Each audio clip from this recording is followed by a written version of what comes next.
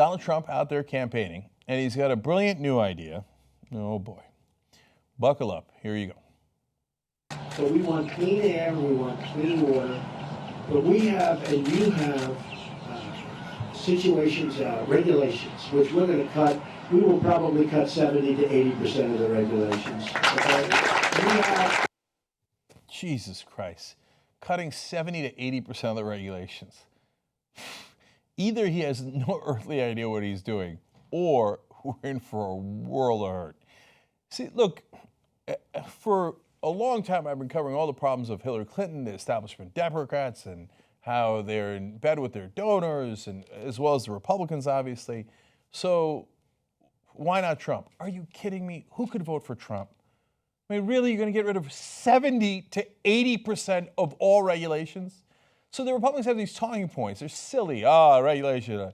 Now, and they pretend that liberals on the other side, we love all regulations. There's never a regulation that's incorrect. No, the question is, how much regulation should you have? So should we inspect the elevators in a building 12 times a year, 0 times a year, or 2 times a year? Interesting question. I would argue probably 2, but I'm willing to look at the facts on it. 12 is probably too much and costs too much money. You really don't want to inspect the elevators in a building?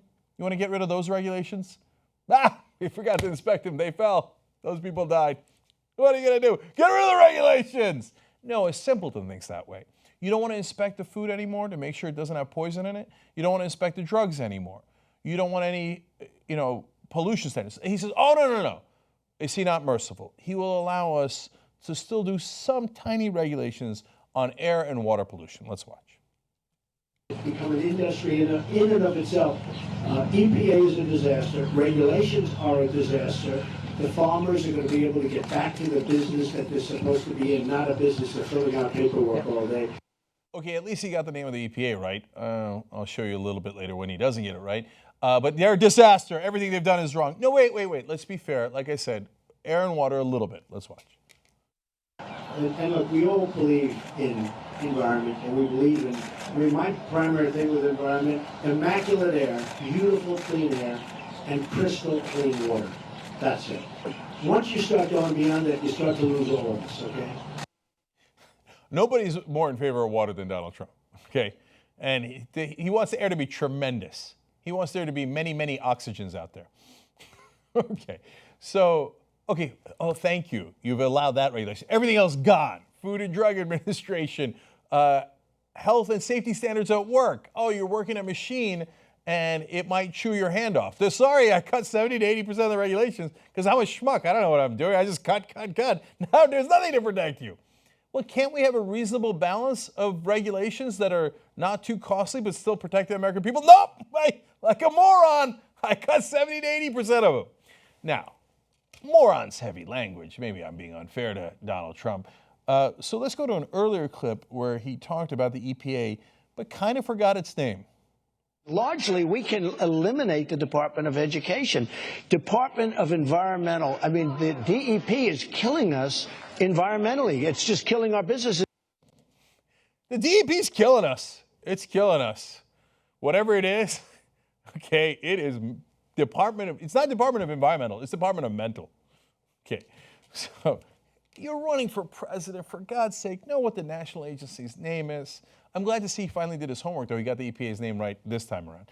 Okay, so let me give you more details on how he'd like to cut regulations. He says, Trump says, according to Huffington Post, that he will require that 2 regulations be repealed for every new one that goes into effect. Again, think about how mindless this is. Okay, we had to do a new regulation because Donald Trump likes the air. He's in favor of air, and he wants the air to be crystal clear and beautiful, tremendous, okay? So it turns out there was some pollution. We had to do a regulation for that. I got to cut 2 regulations.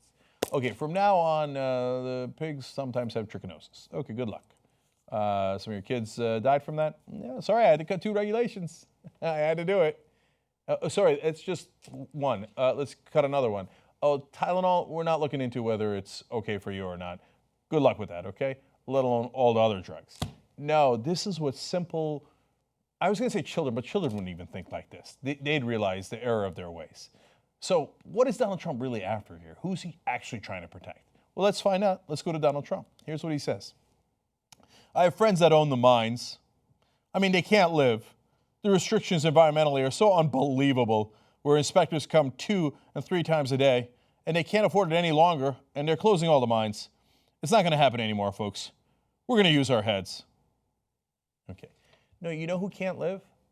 A lot of times the workers in the mines, because they didn't do safety regulations. That's literally what has happened. It happened under the Bush administration several times.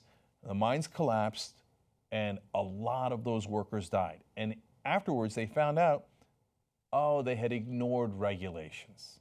They hadn't done their safety checks, and that's why the mine collapsed. It wasn't the mine owners who couldn't live, it was the mine workers. And that's what happens when you don't enforce regulations.